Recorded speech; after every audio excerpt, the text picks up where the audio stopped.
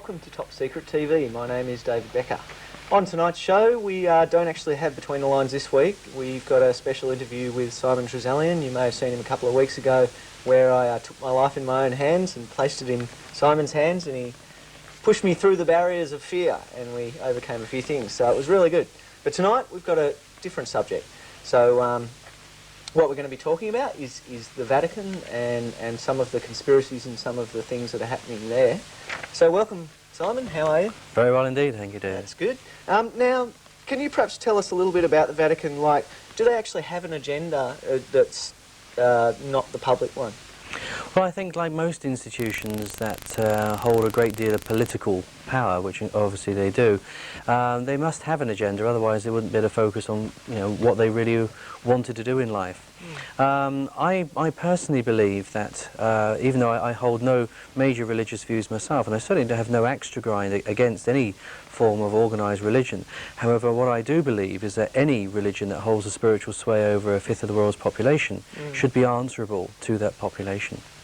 And in what ways, or what are some of the things that you've been exposed to, or some of the theories that you've heard that obviously demonstrate that they're not there by public mandate, if you like? Well, I mean, obviously it's not a democratic society that we're looking at, but they do hold, very, very powerful strings over, the thoughts and the hearts and the spirituality of a great deal of people. And I feel that to hold that type of power, you have to be worthy.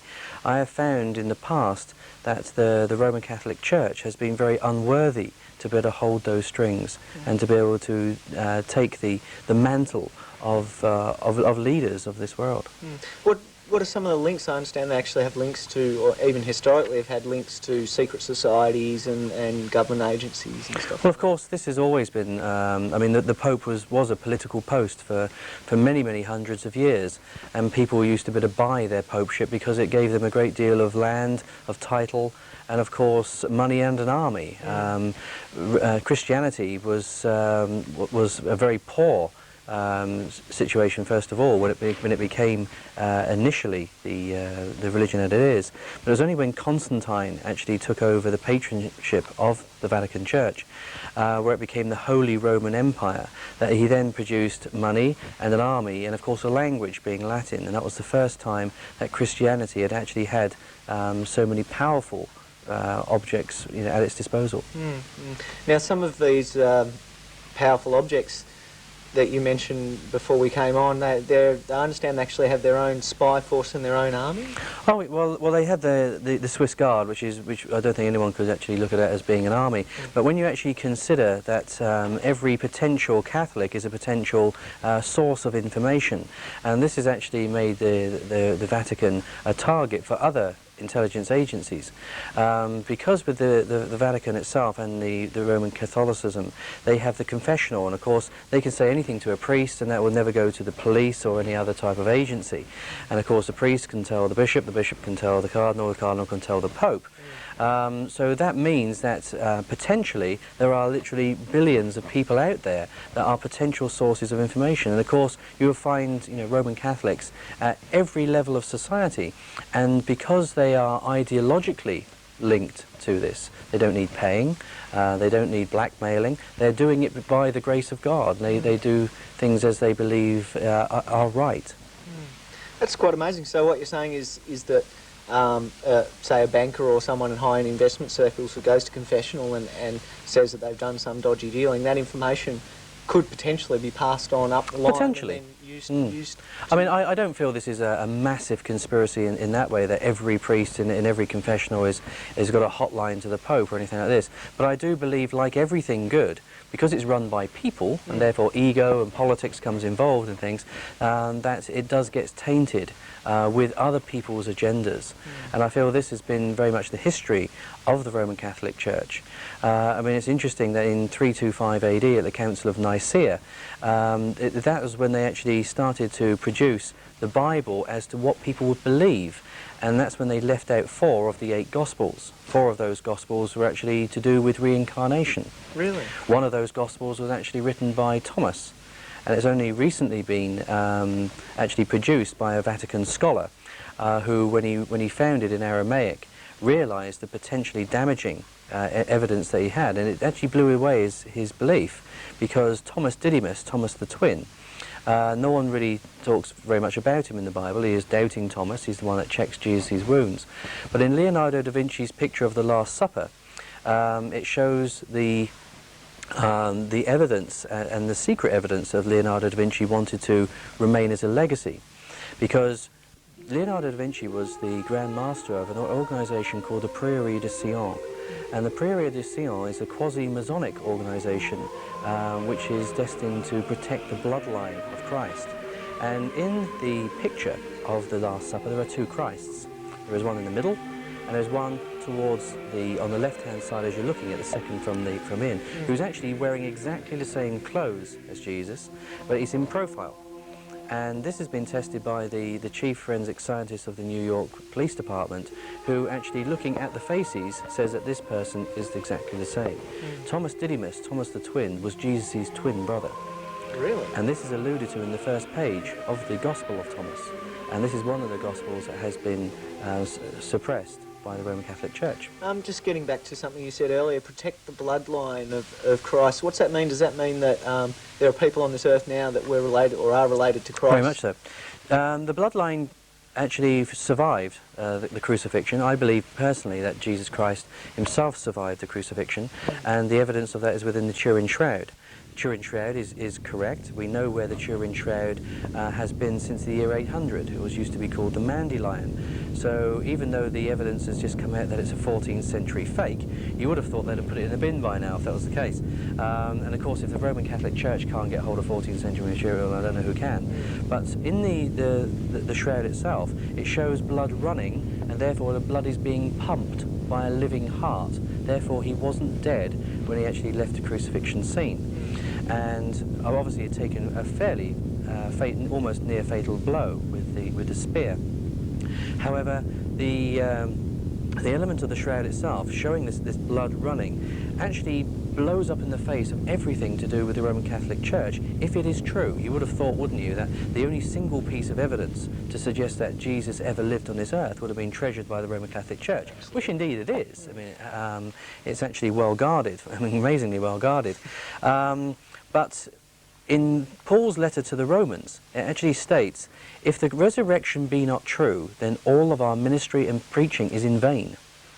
So what they were saying is, if Jesus didn't die on the cross and didn't resurrect, then everyone might as well go home. Yeah, because of that concept of... And the shroud actually systematically blows up in their face by showing that it's real. What's this organisation that's protecting the bloodline? What do they have to do? What's meant by protecting the bloodline? Well, this is, as we believe, has gone through various different organisations in the past. We know historically that Mary Magdalene and Joseph of Arimathea travelled to Marseille after the crucifixion, and later on to England, where they set up the first churches in Glastonbury, and set about creating a line of churches all called St Michael's. It's called the Michael Line. It's a ley line that stretches from Cornwall through Glastonbury, Tor, and all the way up north. That's historical fact. But as we can see, if you believe, of course, that Mary Magdalene was indeed the wife of Jesus Christ, and let's face it, she turns up at the crucifixion scene 1,000 miles from where we saw her before, which shows a bit of devotion. And of course, you've then got the bloodline, because Joseph of Arimathea was destined to hold the Holy Grail. Now, obviously, this isn't a golden chalice, because with a golden chalice, you could have probably bought most of Judea with that. But the chalice is an acronym for a woman. In pagan terms, the chalice is the water bearer. It's the woman. And therefore, the bloodline was not the congealed blood going into a chalice, but it was the bloodline within the woman. It's Jesus' child within Mary Magdalene. And this is why we have a pregnant Mary Magdalene and Joseph of Arimathea. Mary is pregnant, but not by Joseph. All starts to link the old nativity story. And of course, the nativity story itself is a bit of a mishmash, because the nativity story is actually found written in Sanskrit about 2,000 years before Jesus Christ ever lived, as being the birth story of the sun god Mithras. Right. It was actually also used as the birth story for the Emperor Nero. So these were stories that the pagans knew and loved well, and therefore the Christian Church, hoping to subvert the pagan ideals within Europe, actually brought out a lot of those stories so that the pagan culture would feel very comfortable with that. So this is obviously getting back to some of the ways that some of the people within the Vatican have perhaps twisted their power. Of course. In the sense that they put a different spin, like spin doctors, on original Very much stuff. so. I mean, in the same way, most pagan cultures actually deified a feminine form, whether it be Isis or Diana or Astarte. And when of course the Christians came in, they had to make it a powerful masculine form, going from a maternal society to a paternal society. And this is why you have lots of statues of the Virgin Mary in churches, but very few statues of Jesus Christ. They not only had to make women unfashionable, they actually had to make them evil to be able to totally get them out of the picture. Indeed, going back to the Council of Nicaea in 325 AD, they actually had a vote as to whether women were going to have souls or not, believe it or not, yeah? And girls, you won by one vote, and the Pope didn't vote for them. So that just shows the depth of hypocrisy, to be able to bring people into line with a belief structure that is not wholly correct. There's a lot of talk these days of earth changes and prophecies and the end times and signs and all that sort of stuff. I understand that Pope John Paul actually has a bit of a pet interest in the Sisters of Fatima, is it? And their prophecies? The old shepherdesses. Well, the official church line on the shepherdesses of Fatima was that it was the incoherent ramblings of the immature mind that saw the Virgin Mary, and of course there have been many visitations of a female deity. Again, we get back to female deities. Whether people would like to place, whether it be a Virgin Mary or whether it be Kuan Yin or whatever, you'll normally find their cultural links to that feminine deity. That's who they see. Now, with the Fatima prophecies, there were three major prophecies, two of which actually came about. One was, I think, the Second World War, another was an economic depression. The third one was never actually released by the Vatican. And when questioned about this, again, they came out with this as incoherent ramblings. And then, I think it was 1976, a priest actually hijacked an airliner and said he was going to blow up everyone on board, unless the Pope actually gave out the third prophecy. And that was refused. And eventually the priest couldn't bring himself to kill the people, and so the third prophecy never actually came about. The third prophecy itself actually is about the end times of the church, and it actually states that the Antichrist will be head of the church. And at that point, of the Catholic Church. And then it will actually fall, and then we start to get what they believe is the Armageddon, and they're followed by a golden time after that time. Is there any time period associated with it? Do we have a rough idea of when Well, it's supposed to Malachi, who's one of their greatest prophets, predicts about the year 2000, as indeed does Edgar Cayce, Nostradamus, and about 250 biblical prophets, all put the end times around about the millennium, the changing of the years at that point. Other people tend to be within about 2 or 3 years. I think Nostradamus gives the start of the end times as the 18th of August 1999, just in time for the Olympics, really. But all these energies and all of these prophecies do tend to be widely scattered, but I feel that most people are agreed that there is massive change coming. It is massive change as denoted in the Bible, about great floods, and we're seeing this all over the world now. We're seeing volcanoes, for instance, 7 in a month, the month before last. You know, we're seeing massive earth changes now. The weather patterns are shifting, and therefore it does seem as if the earth is getting ready for quite a major change around. And I feel that socially, economically, and geographically, there will be massive changes in our lifetime. And on multiple levels, like there's going to be a consciousness shift as well. Oh, well, I think everyone's feeling that. Well, absolutely. I personally believe that Princess Diana and the aftermath of her death was actually a part of that as well. A shifting of consciousness, going from the compassion and the heart area, or chakra, as we call it, the energy centres, moving up to the more communication centre. That's why everyone's talking now. That's quite interesting, and there's peace, well, not peace in the Middle East, but there's rumblings towards that, perhaps with the hiccup of Saddam Hussein at the moment. But well, yes, I mean, I still believe there's a great deal of cleansing to do worldwide, and this is going to be happening, say, religiously, it's going to be happening politically, and socially and economically as well. I think we're in for quite a change. Has there been any indication that the Vatican's going to become more open or honest? Are there positive signs coming out when you've researched the Vatican? No, I don't think so.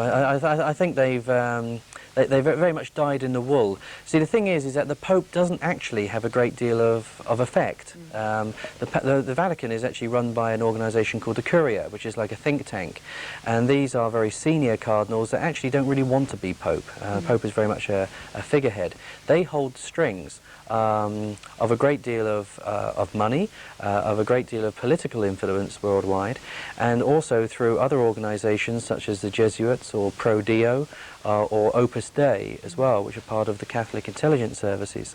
They hold a great deal of power worldwide, so that they really don't want to get the head man's job. And is it your experience or your opinion that on the whole they wield that power not for the betterment of humanity, or is it very much a mixed bag, you know, you always get a few bad apples in the barrel kind of Well, I think that's always very true anyway. I believe there's a lot of very good people within the Roman Catholic Church, and I think it would be wrong to suggest that that they're all bad, and I wouldn't suggest that. But what I do believe is that power corrupts, and absolute power corrupts absolutely. And I feel that this has always been the legacy of the Roman Catholic Church, right from the Borgias, which of course one of those was the Pope, to the massacre of the Catars, where they massacred 50,000 unarmed Christians in southern France and the Languedoc in the 12th century. And the Pope that organised that crusade was called Pope Innocent III.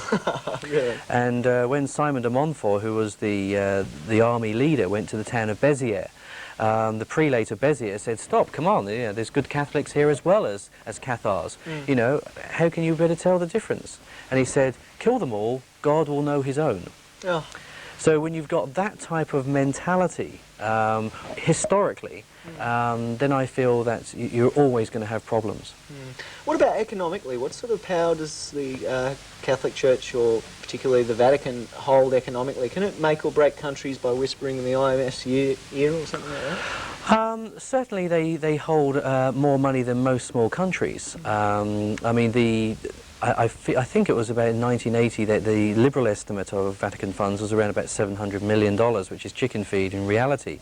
Certainly the personal fortunes of a couple of high-level Vatican cardinals are way beyond what is normal.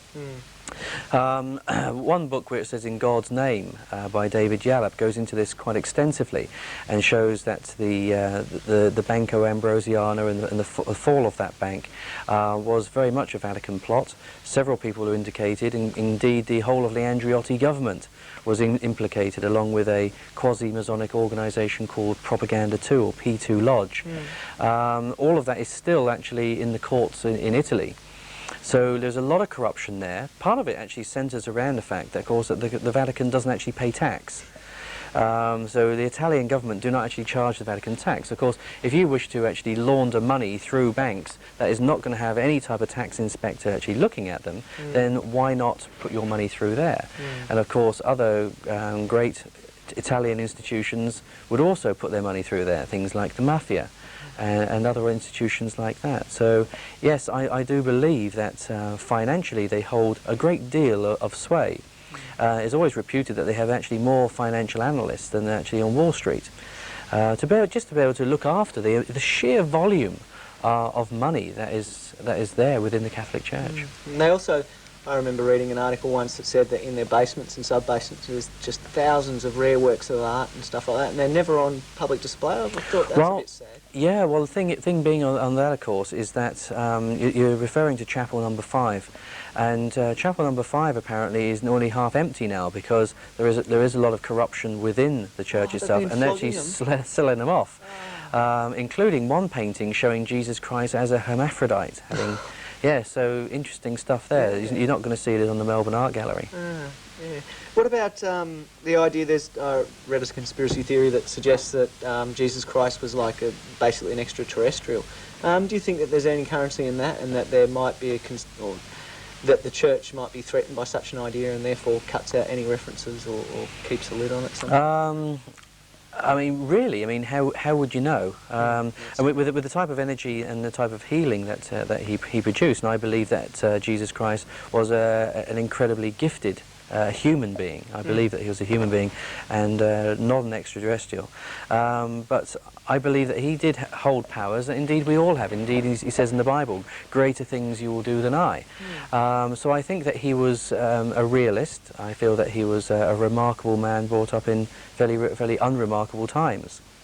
Do you think that he can perhaps serve as a model? I mean, the way that he was able to access parts of his own being that allowed him to heal, allowed him to, you know, well, of course, have I mean, unconditional love. very much an energy there, but well, also by example as well.